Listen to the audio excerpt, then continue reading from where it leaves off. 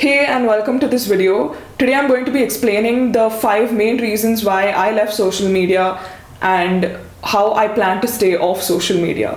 So I quickly want to say that the reasons I'll be giving will be of varying levels of relatability based on your personal equation with social media, and I'm not trying to convince you to delete your social media. That's not what this video is. These are just the reasons why I personally feel like I would be much better off without any social media accounts. So if you guys aren't already aware, the creators at Facebook and Instagram and Snapchat, etc., their main goal is to keep you on their app for as long as possible.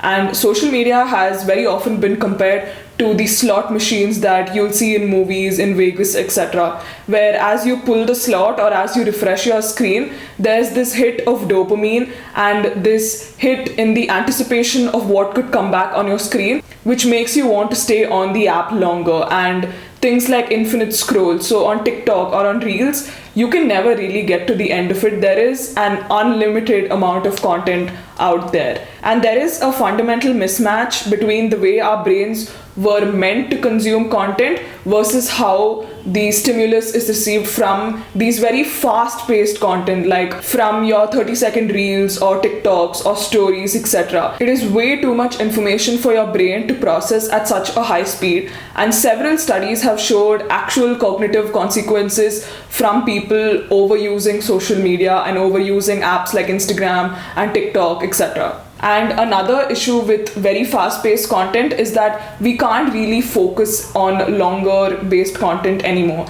I've noticed in myself that it's so difficult for me to read a book because reading books take time and you don't get the dopamine or the serotonin that you get from scrolling on Reels. The next thing is distraction. I don't believe that you have to be productive for the entirety of the day to feel happy with yourself. But the issue is that social media has become a numbing tool. You go to social media to escape your reality, and it's basically become a way for you to stop thinking, stop feeling, and that is very, very dangerous. Social media is filled with the highlight reels of everyone's best moments, everyone at their happiest, and the issue is that when you turn away from your negativity, from the bad things that are happening in your life, to social media to seek comfort, that often creates this huge gap that can lead people to comparing themselves to other people online or feeling like their life just isn't as great.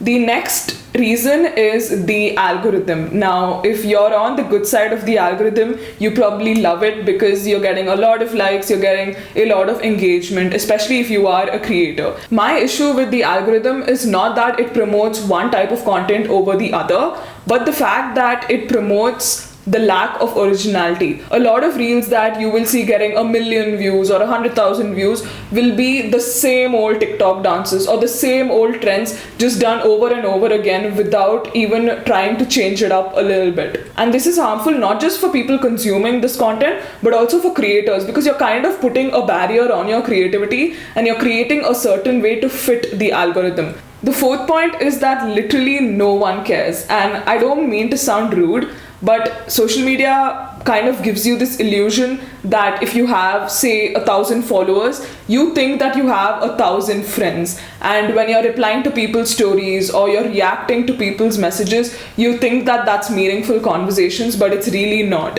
Seeing people's stories gives you this false illusion that you know what's going on in their life, you know what their mental state is, you know how they've been feeling, but that's absolutely not true. To have meaningful conversations, you need to actually take the effort and reach out to people and ask them how they've been doing. And a really big issue is that you're under the illusion that you're staying connected with these 700 or 1,000 people that you follow, but that's just not the case in reality. The fifth point is the fear of missing out, and no, it's not the FOMO that you think I'm talking about. I don't personally have any problem with missing out on people's life updates or missing out on certain trends or failing to see certain funny memes, but I have a very deep-rooted fear of missing out on important life experiences and opportunities because I am so addicted to my phone. I always feel like I am missing out on what could be the best years of my life simply because I'm so addicted to social media and so addicted to the stimulation it provides. some of the other miscellaneous reasons that are very important, and they are talked about in documentaries like The Social Dilemma, etc. The first one is the lack of data privacy. Big companies like Facebook is selling our data to advertising companies so that they can advertise their products to us, and this is very evident in the increasing rampant consumerism trends that we see nowadays. And personally, I have also been victim to this, and I have seen an Instagram ad with some cute notebook that I really don't need, but I'll still go ahead and buy simply because the ad was shown to me. The next thing is fake news. Now, all of us know the dangers of circulation of fake news, and this has led to increased political polarization, to cyberbullying, to riots, and a lot of other bad things also. The next thing is fake activism. Now, I really don't want to be this person, but if the only things you're doing to support a cause is to share some aesthetic post that talks about it without doing your own research and without actually understanding the movement, then that is not real activism. And I know that a lot of people, celebrities, regular people do this, and I'm not a perfect person and I have done this in the past, but now I am trying to correct my ways and trying to research and really understand a situation before I take a stance or before I post something on my stories or social media. The next one is the lack of productivity. Now, everyone is fully aware of this, but social media has reduced our ability to stay focused and to do work and to stay productive. The last miscellaneous reason is feeling inadequate about your own life. Now, I touched upon this before, but we'll always feel like our lives are not as good as someone else's on the internet, and that insecurity and feeling like you're not good enough, that is something that unfortunately is a byproduct of using social media. So the next thing is how to actually delete your social media. Now, a lot of people use social media as reminders for their friends' birthdays.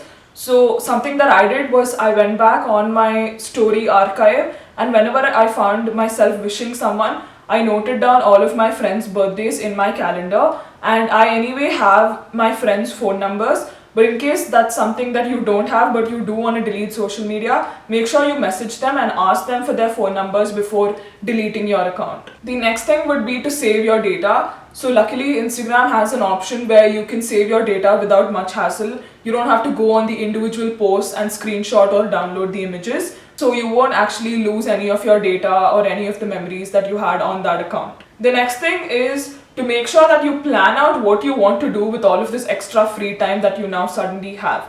Personally, I have a few goals that I want to achieve, and I'll be using this extra time to do that. But if you go and delete your social media account without planning what you want to do in that free time, you'll most likely end up back on social media because the boredom will become too much to handle. And another thing that people might be wondering is, hey, I said I've quit social media, but I'm still here on YouTube.